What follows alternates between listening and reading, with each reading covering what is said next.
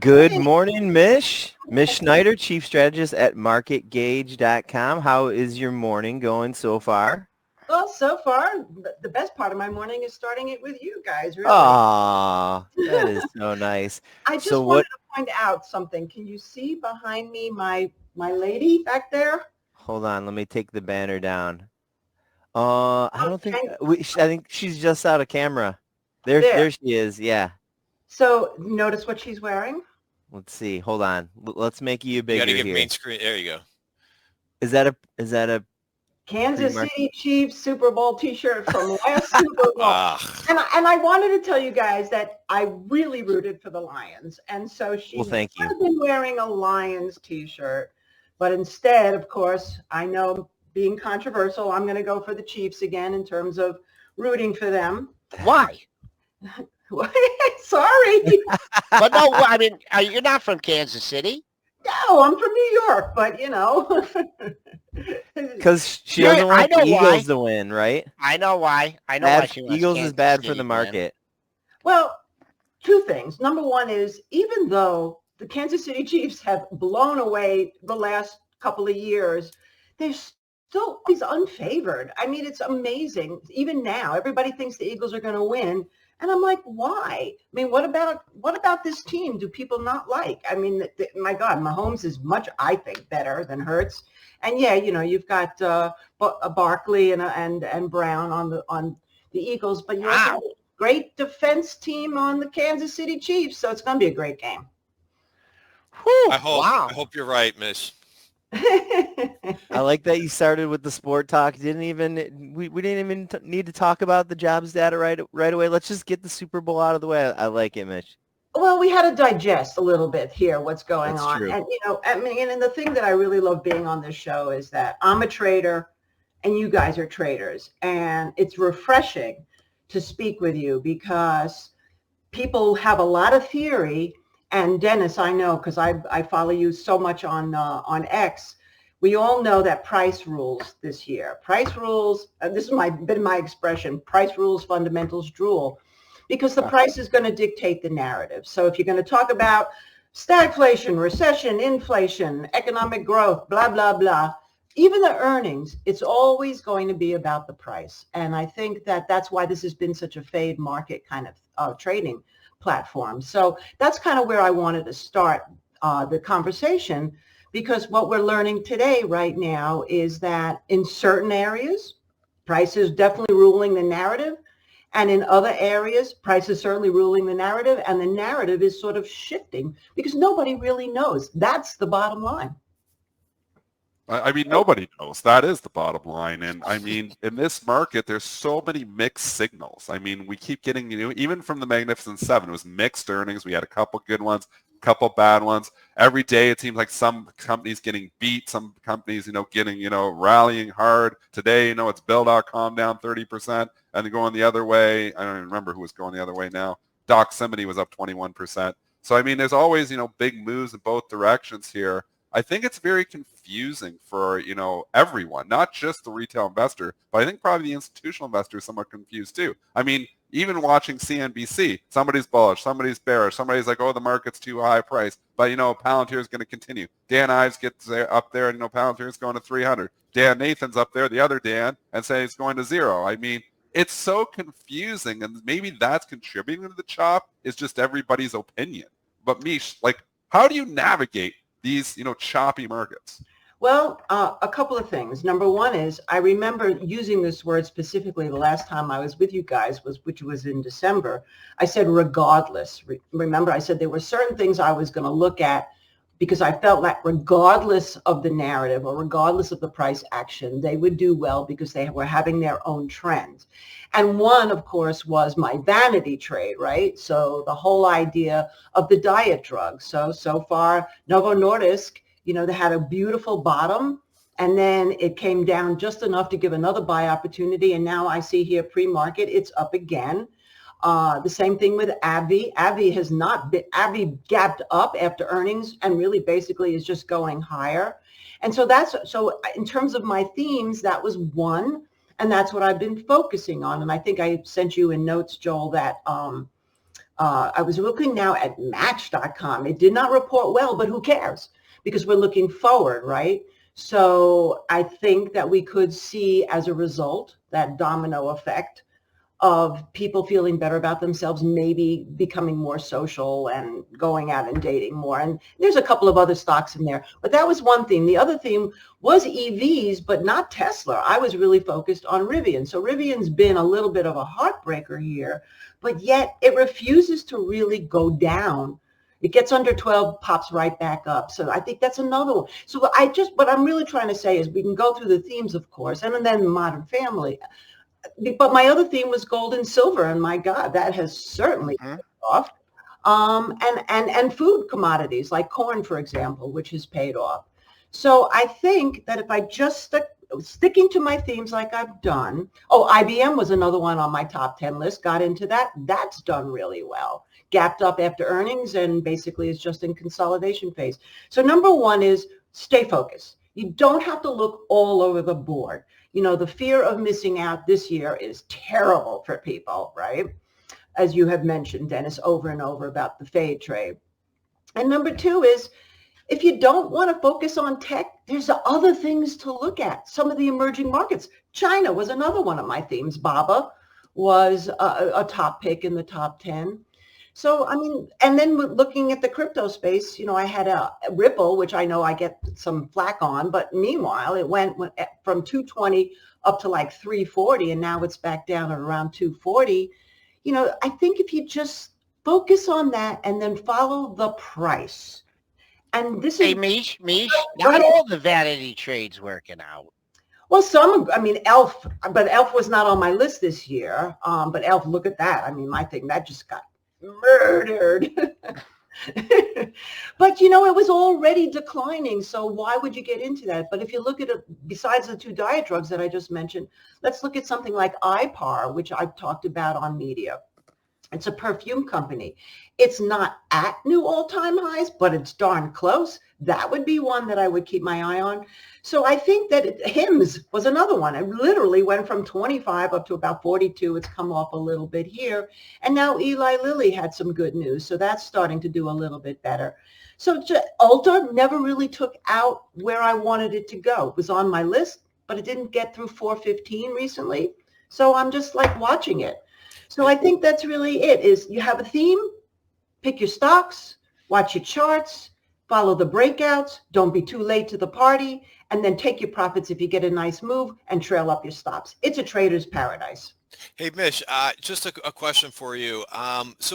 Well, two questions for you, but number one, do you consider yourself a contrarian trader? Because I look at your feed, Market Minute is your Twitter handle, and I always find some good ideas or some things that, and I liked how you're phrasing it too, where you hone in on themes that might be really good for the market, and then you kind of dig into those names. But I love when I go through your feed that I can find stocks that are just a little bit different and a little bit off my radar. And it's great for when I go through your feed for idea generation, because I always find something that's a little bit different. So number one, do you kind of consider yourself a contrarian trader with some of your picks? And my second question is, because one of those picks that I see is kind of contrarian too, is Fastly, FSLY, and that's kind of the sister to Cloudflare, right? That had good earnings. So that might be a good stock to watch today. Right. Well, let's define contrarian, because there are contrarians who just like to look at beat up stocks and they don't care about anything other than oversold conditions and mean reversion trading. And that's, you know, a legitimate way to trade. My contrarian nature comes more from the theme base. So, for example, you know, let's take ARK. Like last year, ARK had gotten so beat up, and I started to talk about it over 40. It was like, well, it's taking out 40. It looks good. And now it's trading at 62. I mean, I'm not even in it because of other reasons, but nonetheless, I started to look at what she was looking at, you know, and I liked some of her picks. I thought she was shifting her focus. The same thing with the... She did shift the focus too, because you look at the holdings in ARK, it's a lot different, because there was a lot of what we may call pieces of junk that were in there. But the holdings, I looked at the holdings the other day of the ARK ETF. Whoa. And I was surprised that she actually has a lot of names that are doing quite well. Absolutely. I mean, she took a little hit. I know Roblox was one of her holdings, but yeah, I mean, exactly. And she's very bullish in crypto. And, so far, even though we've had some volatility, that still looks like a good thing to be. So what I'm saying is that be a contrarian, but you have to have two things. You have to have a story. So I like a story. So like, for example, talk about contrarian, Match.com is perfect. And after it reported, I wouldn't touch it before. Now I'm looking for it to clear 35. And if it clears 35, maybe I wouldn't buy it on a Friday because we've had such bad Monday morning openings in the last couple of weeks. But certainly Monday, if it holds up, I would buy it. Is that a contrarian trade? Well, yes and no. It is technically because it's been beat up, but it really fits so much in my theme.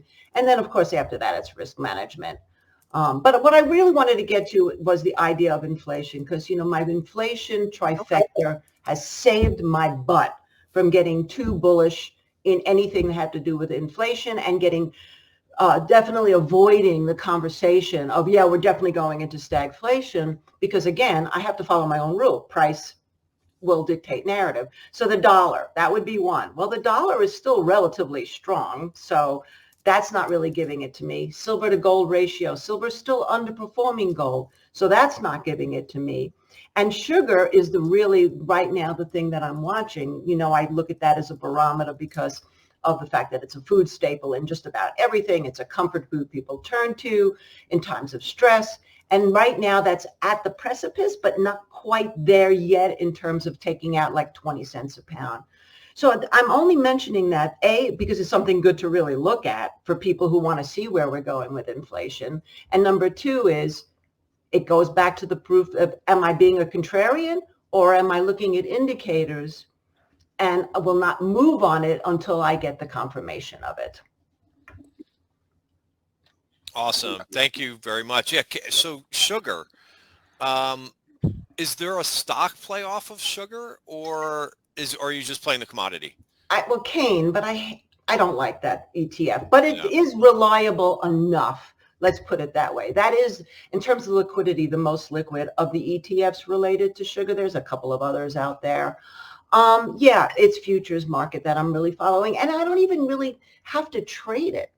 That's the great thing about this, Chris, is that I can just look at it as an indicator to what I should be looking at. So if that is going to go up, then I know to buy more silver. Now, SLV is a very reliable, or PSLV, some people prefer. Gold, GLD is very reliable. Let's look even at copper, which has been interestingly strong. And now I see things like aluminum are getting stronger. Like I said, corn made a big move. So I'll look at it more that way. And then I'll look at commodity-rich countries to see what might be developing as a result. Brazil, Latin America, and so on. So, for example, like the one old relationship that I know with copper is when copper's going up, it's usually like emerging markets are pretty, like that should be perking up too. Is there anything that you like in that space right now in terms of stocks or ETFs? A couple. Number one is EWZ had a nice breakout. Obviously, again, this sort of Friday trading to me sometimes is a bit scary so far this year. But EWZ right now has done well. I mean, DAX, people were so negative about Germany, and they have good reasons to be economically, but yet their stock is on new highs. I wouldn't buy it now. And then also the other one I really like right now, I'm interested in, is EZA, which is South Africa. Why would I be interested in South Africa? Well, if gold miners have taken a pop, that's a big mining country.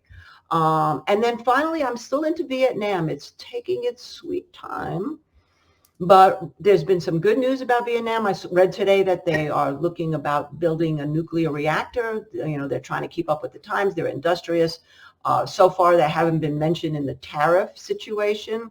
So, how do you follow that? What is there any? There is VNM. ZM, boy. V as in Victor. Victor, Nancy, Michael. Whew. Oh, Victor, Nancy, Michael. Boy, this is a new symbol Friday. Ooh, that looks like it looks like that's knocking on the door as well. Christian mentioned, but I'll steal it from him. Sunday scaries. I mean, what about the last two Sundays here? And I heard you just mention, Freaky Friday, and so like, are you at the point where you're, putting some hedges on over the weekend, or you just have a balanced portfolio, or you just wait to buy the dip on Monday morning in the futures? Well, actually, last Sunday, I found myself trading overnight in my Coinbase wallet. I was buying the extreme dip in a lot of the cryptocurrencies and then got out, when they made a bit of a rally.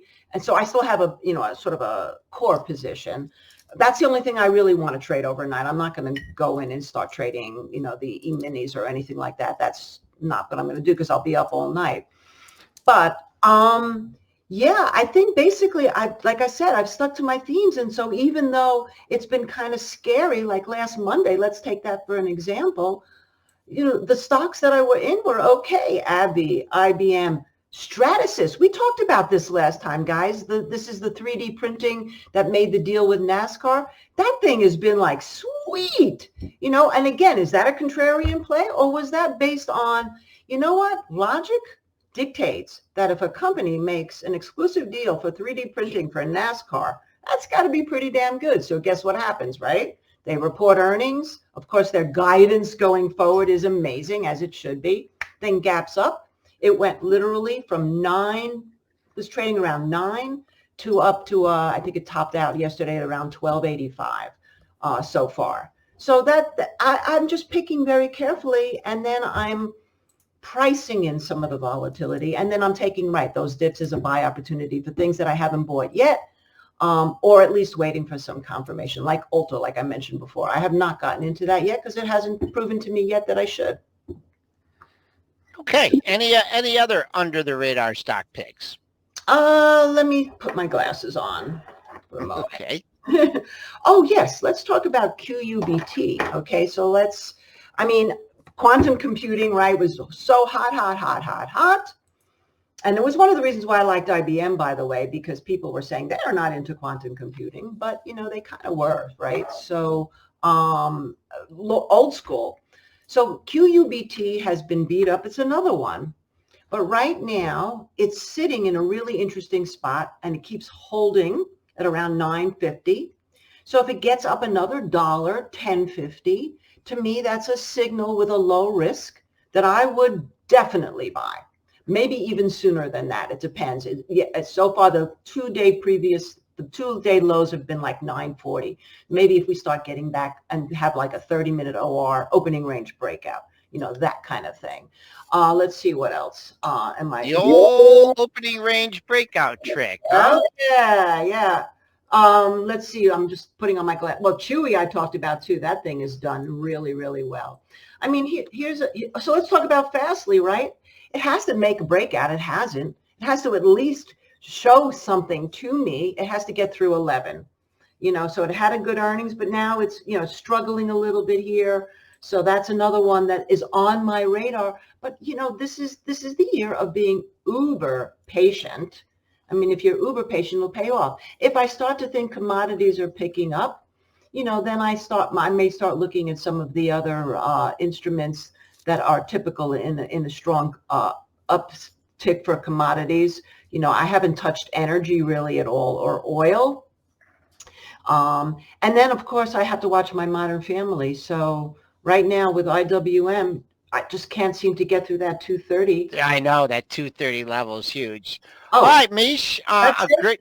We covered a lot of stocks here. We're bumping up against the clock here, but as always, we love having you on after some interesting jobs data. We got a lot of stocks to put on our radar. Mish Steiner, market gauge, market minute, or market long term. She covers everything for everybody. So thank you very much, Mish, and we'll talk to you again next month. Have a wonderful day. Thanks, Mish. Thank you.